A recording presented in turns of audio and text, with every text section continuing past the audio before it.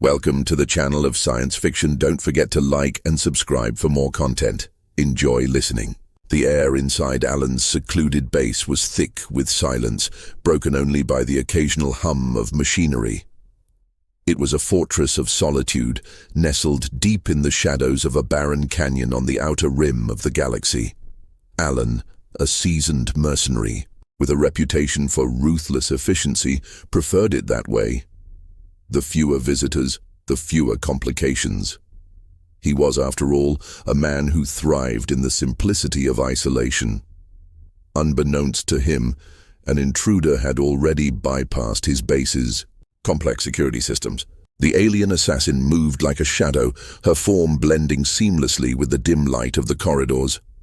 Her race, known for their lethal precision, rarely failed in their assignments. She was no exception. Her mission was simple: eliminate Alan. She paused in a control room, her sharp eyes scanning the flickering screens that displayed various sectors of the base. Her figure was both imposing and graceful, her sleek, athletic frame clad in a form-fitting suit designed for stealth. Her skin, a luminous shade of light purple, caught the faint glow of the monitors, giving her an ethereal quality. Long, silvery hair flowed behind her like liquid starlight, and her pointed ears twitched at the slightest sound. She exuded both beauty and danger, a predator with a purpose. The screens revealed her target in the main living quarters, his back turned as he worked on something at his desk. She observed him for a moment, her alien mind processing his every move. He was taller and more imposing than she had expected, his broad shoulders and defined musculature hinting at a lifetime of combat. Yet there was a calmness in his demeanor that intrigued her, a stark contrast to the violent reputation that preceded him. Silently, she slipped into the corridor leading to his quarters. Her mission parameters were clear: no confrontation, no unnecessary noise. She would strike swiftly and retreat before the base's automated defenses could react. As she approached the door, however, her sharp senses picked up a faint, unfamiliar aroma. It was sweet and rich, yet oddly comforting. Her gaze fell on a glass container on a side table just inside the room, filled with a thick white liquid.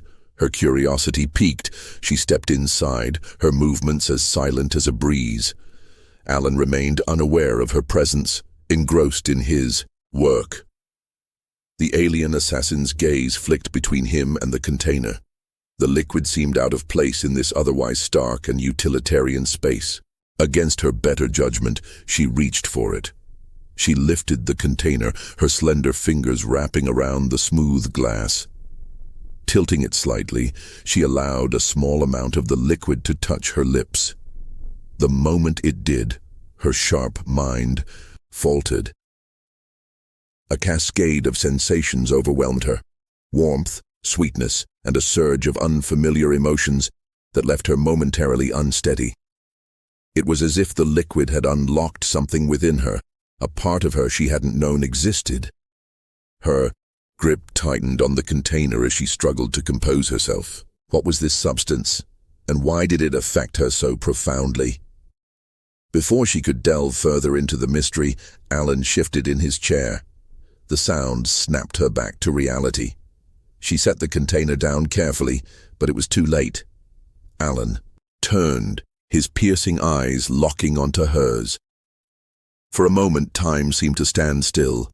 His gaze took in every detail of her, the luminescent glow of her skin, the sharp angles of her face, and the undeniable allure of her athletic, feminine form. Despite the danger she represented, he couldn't help but be captivated. She was unlike anything he had ever seen, both otherworldly and breathtakingly beautiful. The alien assassin, for her part, found herself frozen under his gaze. There was no fear in his eyes, only curiosity and a hint of something else she couldn't quite place. She had been trained to expect resistance, hostility, even terror, but this was entirely new. Alan slowly rose from his chair, his movements deliberate and unthreatening. "I don't know who you are or why you're here," he said, his voice calm but firm.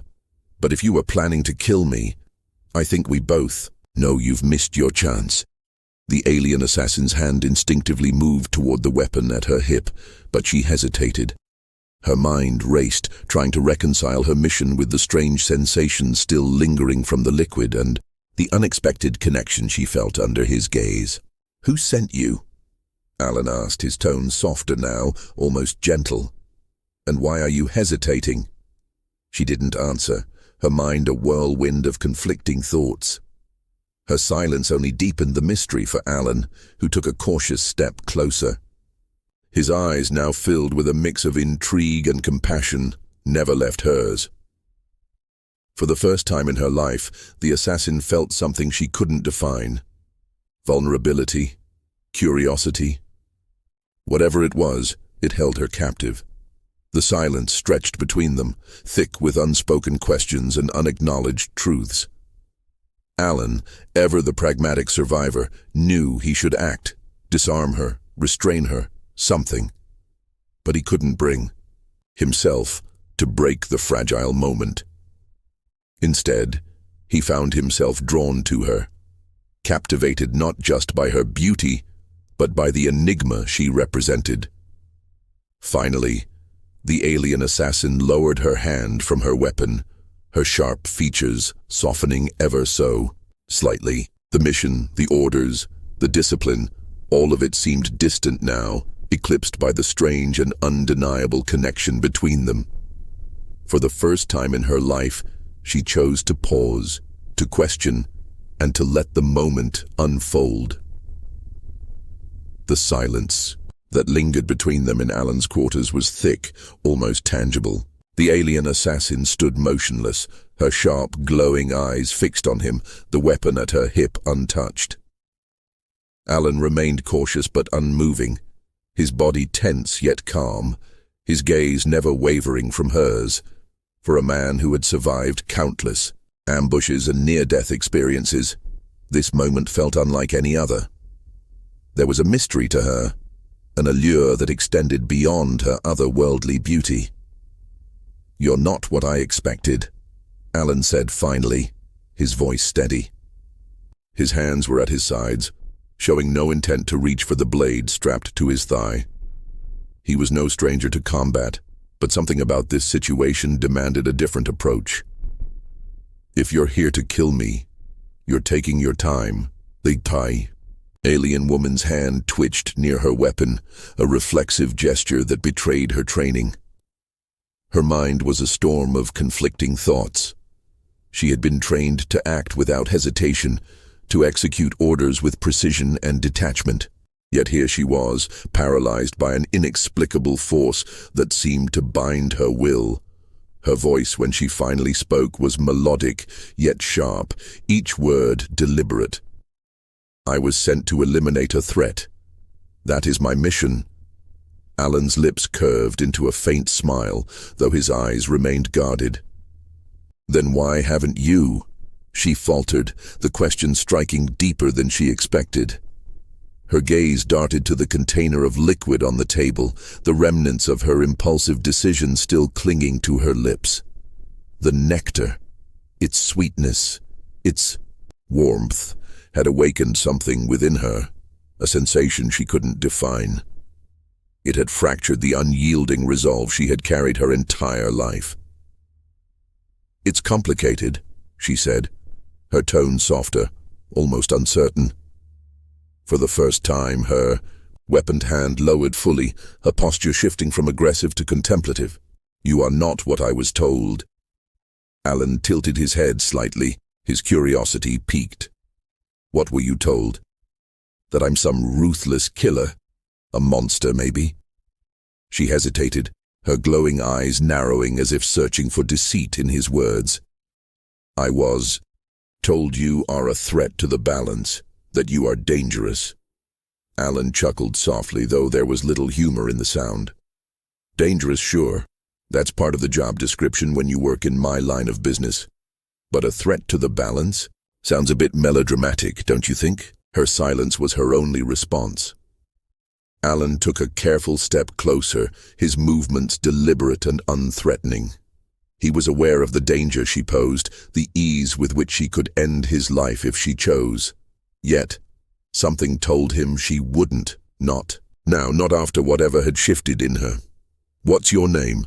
he asked, his tone gentle. She hesitated again, her sharp features softening ever so slightly. "I am called Sirivak," she said finally. Her name rolled off her tongue like a secret, its syllables alien yet beautiful. "Sirivak," Alan repeated, nodding. "Well, Sirivak, it seems we have a bit of a dilemma here. You were sent to kill me, but now you're hesitating. That tells me two things.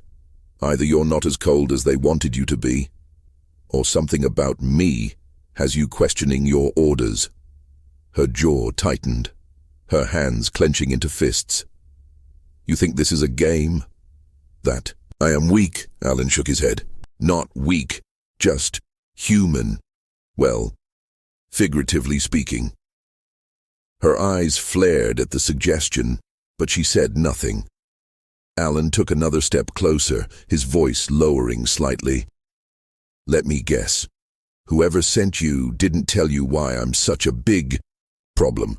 They just handed you a target and said, 'Go get him,' didn't they?" Sirivak's silence was answer enough. Alan's smile faded, replaced by a somber expression. "I've been on the other side of that equation before. Orders, missions, targets. It's all a game for the people pulling the strings. They don't care about the cost." She frowned, the lines of her face tightening in thought. The clarity of her mission, so absolute when she had first infiltrated his base, now seemed murky, tainted by questions she hadn't dared to ask before. Why had she been sent after him? What threat did he truly pose? And why did the thought of killing him now feel so wrong? Alan took another careful step, now only a few feet from her. "You don't have to answer to them," he said, his voice steady, but filled with conviction. "Whatever they told you about me, it's not the whole story. Let's figure out the truth together." Sirivak's gaze locked onto his, and for a moment, she saw something she hadn't expected. Trust. Not just from him, but within herself. Slowly, she lowered her weapon entirely, the tension in her shoulders easing. The battle within her raged on. But for now, she chose to listen. Alan, ever the survivor, let out a breath he hadn't realized he was holding. "Let's start with something simple," he said, motioning to the chair across from his desk. "Have a seat. Let's talk." Sirivak hesitated but eventually stepped forward, her movements cautious but deliberate. She lowered herself into the chair, her posture still rigid. Alan returned to his own seat, leaning back slightly, his eyes never leaving hers. "So," he began, his tone light but probing, "why don't you tell me who sent you?" Sirivak's lips pressed into a thin line. "That is not information I can share," Alan shrugged. "Fair enough. But if you can't share, maybe you can listen. Because whoever sent you here might not be as trustworthy as you think." Her glowing eyes narrowed, but she didn't interrupt. Alan leaned forward, resting his elbows on the desk. "This isn't the first time someone's tried to take me out. It won't be the last, but every time there's a reason, and it's usually tied to someone with too much power and not enough morality. Sound familiar?" Sirivak's gaze flickered with doubt, a crack in the armor of her resolve. Alan saw it and pressed on. "I'm not saying I'm a saint, far from it. But maybe the real threat isn't me. Maybe it's the people pulling your strings." The room fell silent again, the weight of his words hanging in the air. Sirivak leaned back slightly, her sharp features softening as her mind wrestled with the implications. Alan watched her carefully, knowing that trust was a fragile thing, easily shattered but essential for survival. For the first time since her arrival, Sirivak spoke without the edge of authority in her voice. "If what you say is true, then I have much to consider." Alan nodded. "We both do. Siravac's stillness shattered as Alan leaned back in his chair, a subtle grin on his face, as if he'd just cracked an unsolvable puzzle. She'd never encountered a human quite like him. His confidence wasn't brash, it was measured, disarming even. She shifted in her seat, keenly aware of the alien sensation of uncertainty clawing at her mind. "So," Alan began, breaking the silence with a casual tone that felt almost too comfortable given the circumstances. "What happens now? Do we sit here all night staring at each other, or are you going to tell me why you decided to skip the stabbing part of your visit?" Siravac tilted her head, her glowing eyes narrowing slightly. "You're oddly calm for someone who had an assassin in their quarters." Alan shrugged. "It's not my first Tuesday like this." He gestured toward a shelf cluttered with eclectic trophies, a jagged alien blade, a scorched piece of armor, and a few more obscure items that screamed, "Not from Earth." "You've survived this long by luck," she said, her voice carrying a sharp edge, though her weapon remained holstered. "Luck's just preparation meeting opportunity," Alan shot back. "Although considering you haven't gutted me yet, I'd say the opportunity part's been dodging you tonight." Her lips tightened into a line, and for the first time he noticed a flicker of amusement in her expression. It wasn't much, a faint softening of her severe demeanor, but it was there. "You don't take anything seriously, do you?" she asked, leaning slightly forward, her silvery hair cascading over her shoulder like liquid moonlight. Alan's grin widened. "Oh, I take a lot seriously. For example, figuring out why you're not killing me right now is pretty high on my to-do list, right above fixing the broken coffee machine." Siravac's gaze flicked to the device on the counter. Its lights blinked forlornly, clearly out of commission. She let out an almost imperceptible sigh before returning her attention to Alan. "You're insufferable. I prefer charmingly resilient," he quipped. Her sharp retort stalled in her throat as her glowing eyes softened briefly, betraying a flicker of hesitation. Alan, ever observant, leaned forward slightly. "Let me guess," he said, his tone shifting from playful to perceptive. "You've been told I'm some galaxy-spanning menace and you've got the orders to deal with it. But now you're sitting here thinking maybe, just maybe, they were overselling it. How am I doing so far?" She crossed her arms, her posture stiffening. "I was told you are dangerous, a disruptor of balance." "Balance?" Alan raised an eyebrow. "That's vague enough to sound important, but meaningless enough to avoid follow-up questions. Did they give you a pamphlet or just the kill, now, ask never directive?" Siravac's expression darkened. "You mock what you do not understand." "I mock what doesn't make sense," he corrected, his tone growing serious. "Look, I get it. You've got a mission, orders, all that. Good soldier stuff. But if you think for 1 second I'm some evil mastermind sitting here plotting galactic chaos, well, you're giving me way too much credit." Her gaze didn't waver, but the tension in her shoulders seemed to ease slightly. She had expected resistance, maybe even defiance. What she hadn't expected was his infuriating ability to make her doubt everything she thought she knew. "You think you're clever," she said finally. Alan smirked. "I know I'm clever, but hey, I'm also practical, so let's talk. You tell me why you're really here, and I'll tell you why letting me live might just save your reputation." Siravac's jaw tightened, but she didn't interrupt. Alan took that as an encouraging sign and leaned back, gesturing broadly. "See, I'm guessing whoever sent you isn't exactly the kind of employer you bring to a family picnic." "Let me guess. They're secretive, probably pay well, but something about their whole vibe screams sinister overlord wannabe." Her silence was deafening, which only spurred Alan on. "You've been sent on missions before, I'm sure. Probably done things you're not proud of because duty demanded it. But this? Me? Something about this doesn't sit right with you, does it?" Siravac's hands tightened on the edge of the table, her glowing eyes narrowing. "You speak too much. Occupational hazard," he replied smoothly. But you're still here. That tells me I've got your attention. So why don't we cut the foreplay and get to the real question? What's stopping you? The room fell silent again, the air thick with unspoken tension. Sirivak's mind raced, the unwavering certainty she had carried into his base now fractured. Alan's words, his demeanor, even his refusal to act out of fear, it all gnawed at the edges of her resolve. Finally she stood abruptly, her chair scraping against the floor. Alan flinched slightly but quickly masked it with a grin. Well, that's one way to say, "I'll think about it," he said, leaning back casually. Sirivak turned toward the door, her movements precise and controlled. "This isn't over," she said without looking back. Alan's grin widened. "Never is." As she disappeared into the corridor, Alan let out a low whistle. "Well," he muttered to himself, "if that's their idea of an assassin, I'm in more trouble than I thought."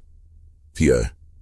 Silence of Alan's quarters lingered even after Sirivak's departure, leaving him with 1,000 questions and not enough answers.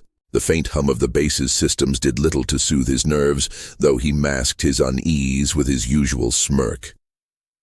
"Right," he muttered to himself, standing up and pacing the room.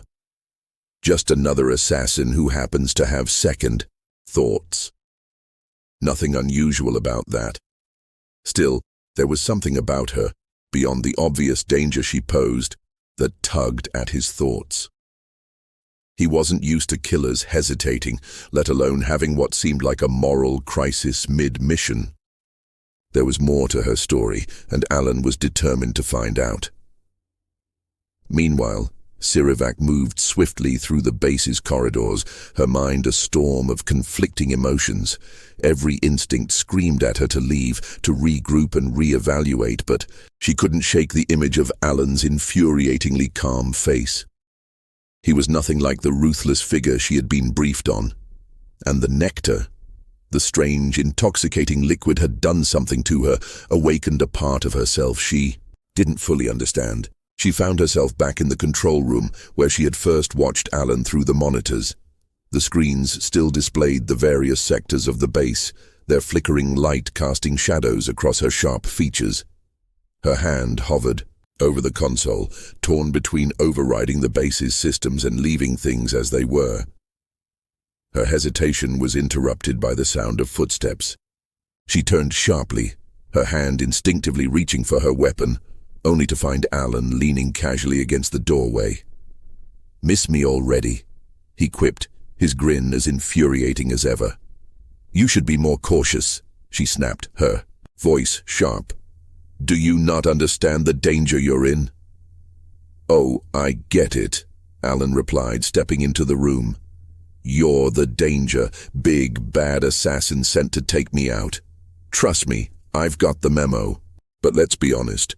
You're not exactly following through, are you?" Her glowing eyes narrowed. "You mock me again." Alan held up his hands in mock surrender. "I'm not mocking you. Just pointing out the obvious. If you wanted me dead, I'd already be 6 feet under, so what gives?" Sirivak's hand clenched into a fist at her side. She hated how easily he saw through her, how effortlessly he dismantled the walls she had spent a lifetime building. "I don't owe you answers," she said, her tone icy. "No, you don't," Alan admitted, taking a seat at the edge of the console. "But that doesn't mean I'm going to stop asking." The room fell silent again, the tension between them palpable. Finally, Sirivak exhaled slowly, the glow of her eyes dimming slightly. "The nectar.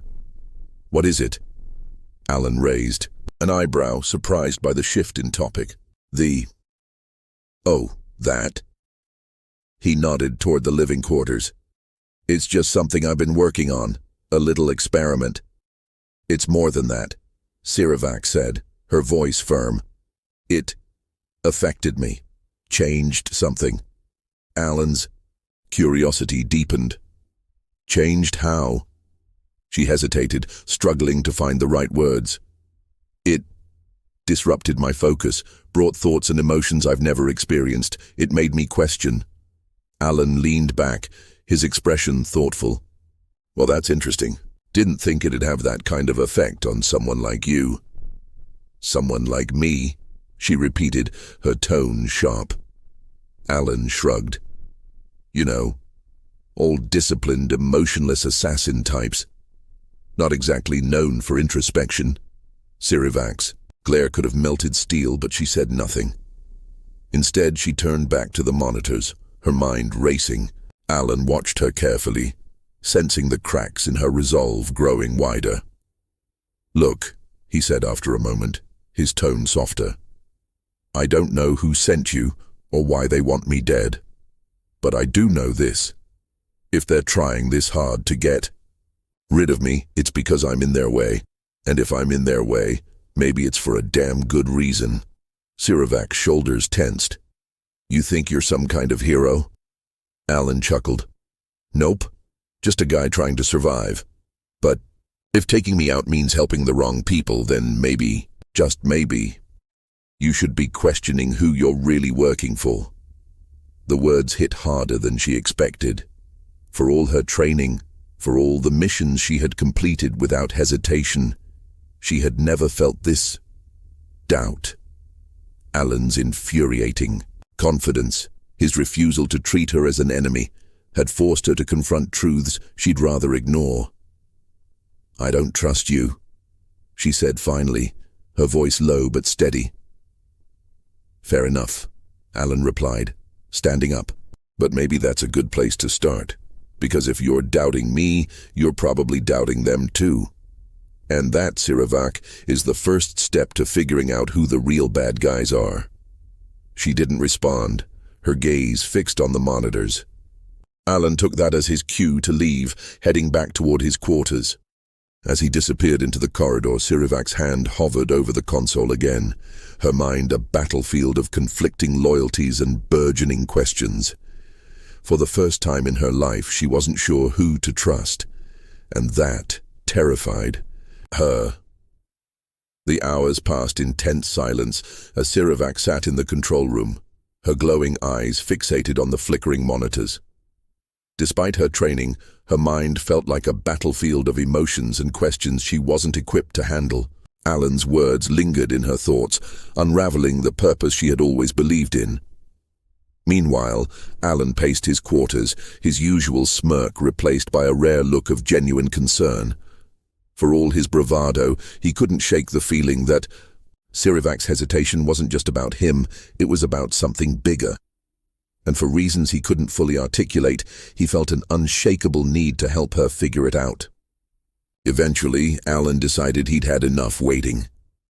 He grabbed 2 mugs, filled them with the closest thing to coffee his base's replicator could produce, and made his way back to the control room.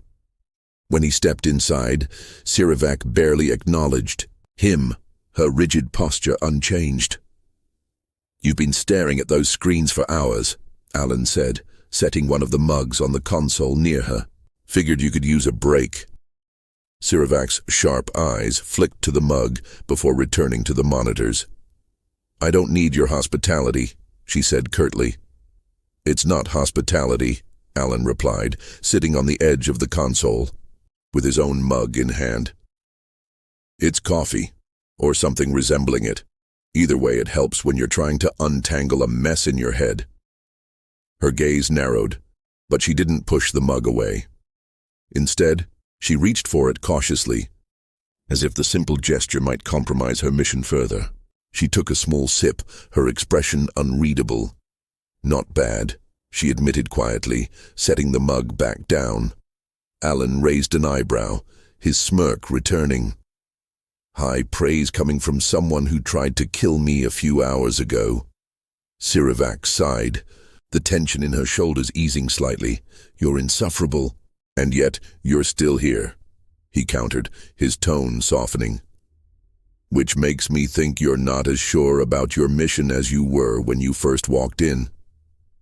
She didn't respond, but the flicker of doubt in her glowing eyes spoke volumes. Alan leaned forward, his voice dropping to a more serious tone. Look, I don't know who you were before you came here, but the fact that you're hesitating now, that means something. You're not a machine, Sirivak. You're allowed to question things.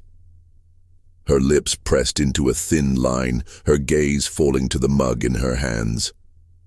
Questioning has never been part of my training. It's inefficient. Alan let out a short laugh. Yeah, well, efficiency doesn't always lead to the right answers. Trust me, I've been on enough efficient missions to know that sometimes you have to stop and think, even if it slows you down. The silence stretched between them, but this time it felt less tense, more contemplative. Finally, Sirivak looked up, her expression softer than he had ever seen it. Why are you doing this? Doing what? Alan asked, genuinely curious. Trying to help me, she said, her voice almost hesitant. I was sent to kill you. You have every reason to distrust me. Alan's smirk faded, replaced by a rare look of sincerity. Because I think there's more to you than whatever mission you've been programmed to follow. And maybe I'm tired of fighting battles that don't make sense.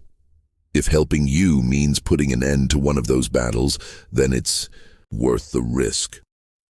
Her eyes searched his face, as if trying to discern any hint of deception.